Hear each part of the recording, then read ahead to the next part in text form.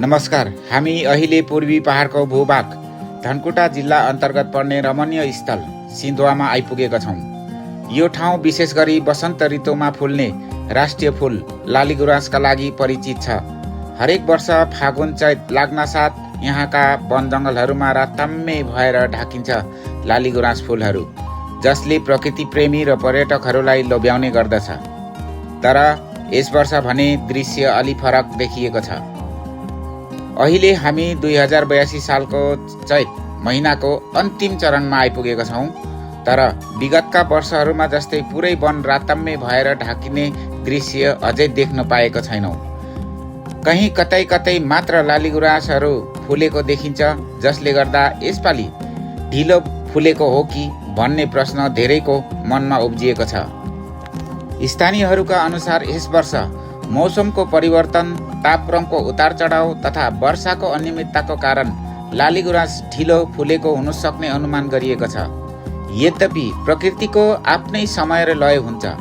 अहिले नै केही स्थानहरूमा देखिएको यो राताम्मै सुन्दरता आगामी 10 देखि 15 दिनभित्रमा पुरै वन जङ्गलभरि नै फैलिने आशा गरिएको छ।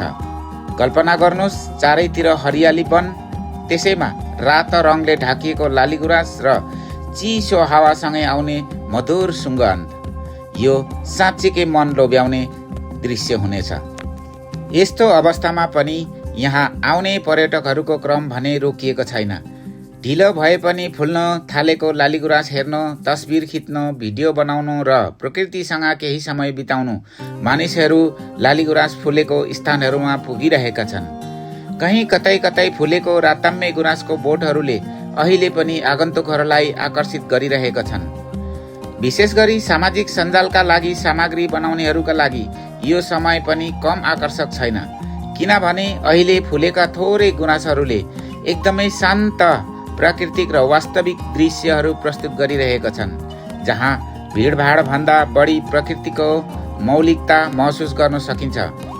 यस्तो अवस्थामा पनि यहाँ आउने पर्यटकहरूको क्रम भने रोकिएको छैन। ढिलो भए पनि फुल्न थालेको लालीगुराँस हेर्न, तस्बिर खिच्न, भिडियो बनाउनु र प्रकृतिसँग केही समय बिताउनु मानिसहरू लालीगुराँस फुलेको स्थानहरूमा पुगिरहेका छन्। कहीँ कतै कतै फुलेको राताम्मै गुराँसको बोटहरूले अहिले पनि आगन्तुकहरूलाई आकर्षित गरिरहेका छन्। विशेष गरी सामाजिक सञ्जालका लागि सामग्री बनाउनेहरूका लागि यो समय पनि कम आकर्षक छैन, किनभने अहिले फुलेका थोरै गुराँसहरूले एकदमै शान्त, प्राकृतिक र वास्तविक दृश्यहरू प्रस्तुत गरिरहेका छन्, जहाँ भिडभाडभन्दा बढी प्रकृतिको मौलिकता महसुस गर्न सकिन्छ।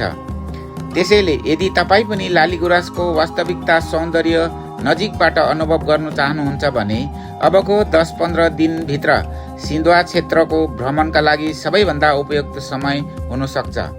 आगामी दिनहरूमा यहाँको वन जङ्गल पुरै राताम्बै भएर ढाकिने अपेक्षा गरिएको छ। अन्त्यमा प्रकृतिको यो अनुपम उपहारको संरक्षण गर्नु हामी सबैको दायित्व हो। फुल नतोडौँ, वातावरण नबिगारौँ र हाम्रो राष्ट्रिय फुलको सुन्दरतालाई जोगाउँदै आगामी पुस्तामा पुर्याउँ। धन्यवाद।